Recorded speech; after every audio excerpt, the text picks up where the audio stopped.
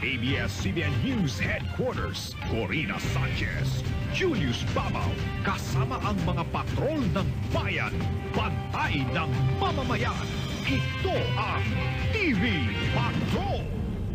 Dinubog muli ang Taiwanese idol na si Jerry Yan sa ikalawang araw ng kanyang pagbisita sa Maynila. Sobrang pasasalamat naman si Dao Mingsu sa mainit na pagtanggap sa kanya ng mga Pinoy. May report si Star Patrol Mario Tumawa. Pag-entra pa lang ni Jerry sa entablado ng La Pavilion sa Roas Boulevard, hiyawan na agad ang mga fans na dumagsa para sa media appearance ng aktor para sa bench. Kinontrata si Jerry ng 16 months sa halagang umano'y 14 million pesos.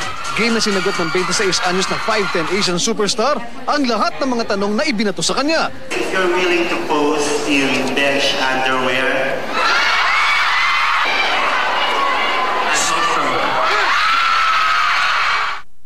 Natuwa din si Jerry sa anay pambihirang oportunidad na makilala si Ate Glo at mga special children sa Malacanang kahapon.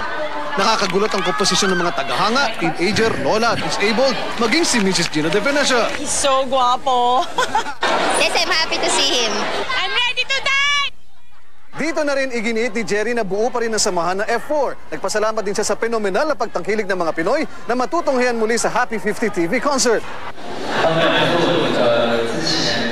There were ups and downs in his career, but mere fact na yung response ng mga tao ngayon sa kanya, it gives him enough inspiration to go on. I want to say everybody, mahayo. Makakaasa ang kanyang mga fans, hindi ito ang una tuling pagkakataong dudumugin si Dao Mingsu sa Pilipinas. Pag-entra pa lang ni Jerry sa entablado ng La Pavilion sa Roas Boulevard, hiyawan na agad ang mga fans na dumagsa para sa media appearance ng aktor para sa bench.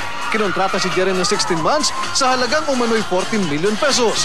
Game na sinagot ng 26 anyos na 5'10 Asian superstar ang lahat ng mga tanong na ibinato sa kanya. If you're willing to pose in bench underwear,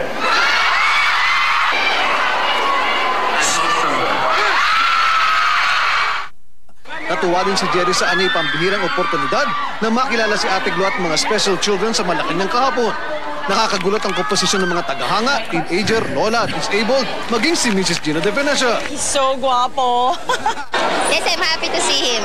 I'm ready to die!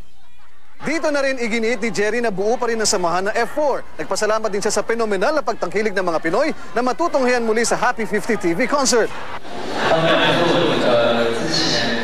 There were ups and downs in his career, but mere fact na yung response ng mga tao ngayon sa kanya, it gives him enough inspiration to go on.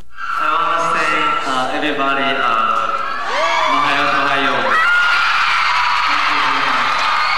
Makakaasa ang kanyang mga fans, hindi ito ang una tuling pagkakataong dudumugin si Dao Mingsu sa Pilipinas. Pag-entra pa lang ni Jerry sa entablado ng La Pavilion sa Roas Boulevard, hiyawan na agad ang mga fans na dumagsa para sa media appearance ng aktor para sa bench. Kinontrata si Jerry ng 16 months sa halagang umano'y 14 million pesos. Game na sinagot ng 26 anyos na 5'10 Asian superstar